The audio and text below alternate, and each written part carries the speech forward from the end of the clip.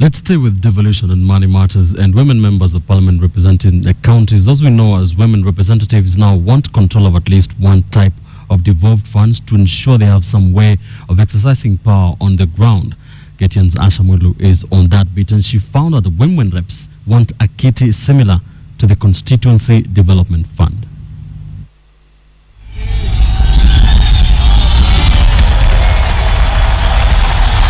Affirmative action.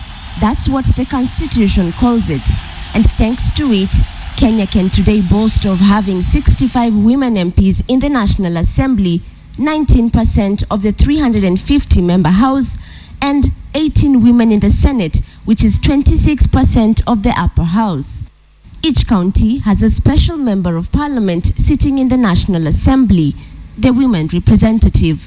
But these county MPs now say that sitting for legislative matters in the House is barely enough. Now they have fresh demands.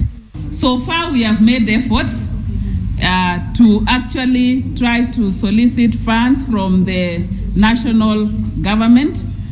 We have prepared a bill called the Affirmative Action Social Development Bill. The women reps are asking for 3.4 billion shillings annually to cater for their development projects in the counties.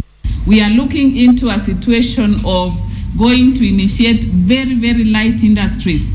Take, for example, of weaving and for women, making soap.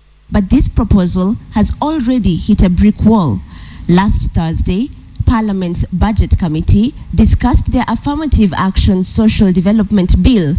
The county MPs staged a walkout of the House. The women of this country have had nothing. I think we are saying enough is enough. This year, we are not going to support a budget in which the women of this country have no role and have no funds. Their tantrums, however, failed to make an impact. A debate arises as to the fact that there are so many members of parliament and that in future we need to see how to reduce. You quickly hear the fact that why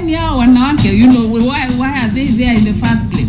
Their concerns have now driven them to seek advice from the Commission for the Implementation of the Constitution. CIC says the women have some valid points. You are equal members like every other. I don't think the Constitution has said that those who come in by virtue of affirmative action positions are lesser members. But the Commission appears not as keen on the special kitty the women reps are seeking. CIC position remains that members of parliament should not be involved in implementation programs. We are not even going to be like governors. Nobody will summon us. We will be happy, we will use the money well, but we do need the fund to pass. Article 95(1) of the Constitution states that the National Assembly represents the people of the constituents and special interests. This means that the 290 constituency MPs, the 47 women representatives, and the 12 nominated MPs all have the same role to play. Asha Mwilu, KTN, Nairobi.